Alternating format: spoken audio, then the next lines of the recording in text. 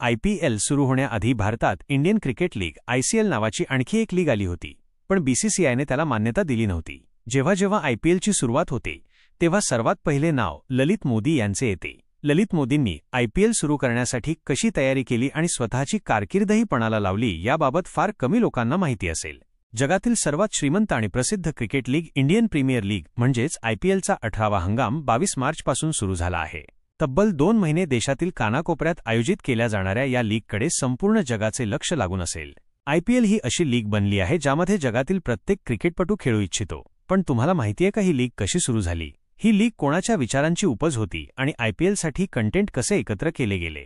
IPLचा पहिला हंगाम 2008 मध्ये खेळला गेला आणि भारतीय क्रिकेट नियामक मंडळाचे तत्कालीन उपाध्यक्ष ललित मोदी यांनी ही लीग सुरू केली होती. पण खरं यापेक्षा खूप जास्त आहे. पण ललित मोदींच्या कथेकडे येण्यापूर्वी या गेममध्ये आणखी एक ट्विस्ट आहे. खरं तर BCCIला कळले होते की क्रिकेटमध्ये फक्त प्रसारणातून पैसे कमवता येतात आणि याच आधारावर BCCI जगातील सर्वात श्रीमंत बोर्ड बनत होते.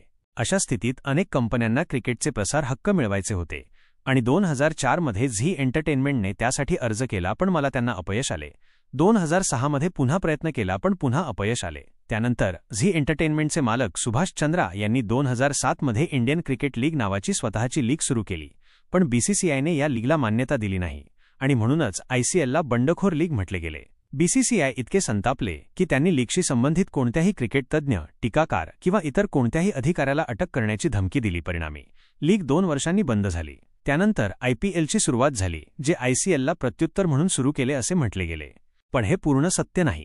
लीगचे पहिले आयुक्त आणि BCCIचे माजी उपाध्यक्ष ललित मोदी यांनी आधीच अशा प्रकारच्या लीगची प्लॅनिंग केली होती. ललित मोदी यांनी 1996 मध्येच अशा लीगचे आयोजन करण्याचा विचार केला होता. त्यावेळी ललित मोदी एंटरटेनमेंट नेटवर्कचे मालक होते आणि त्यांच्या कंपनीने ESPN सोबत संयुक्त उपक्रम स्थापन केला होता. BCCIने भारतीय संघाच्या सामन्यांचे हक्क ESPNला विकले होते.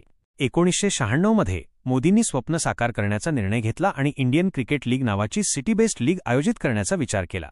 त्यांना वाटले की संघ फ्रँचायझी म्हणून विकला जाईल आणि ESPN सामने प्रसारित करेल. तसेच BCCIला वार्षिक आधारावर रॉयल्टी दिली जाईल. BCCIने लीगला मान्यता दिली आणि खेळाडू व मैदाने वापरण्यास सहमती दर्शवली. यानंतर मोदींनी खेळाडूंसाठी अमाप पैसा खर्च केला, पण त्यावेळी BCCIच्या एका अधिकाऱ्याने मोदींकडे यासाठी लाच मागितली आणि मोदींनी नकार दिला, ज्यामुळे मोदींचे स्वप्न भंगले. द क्विंटने एका वृत्तात म्हटले आहे की या सर्व गोष्टी मोदींनी कोलंबिया बिझनेस स्कूलमध्ये सांगितल्या होत्या.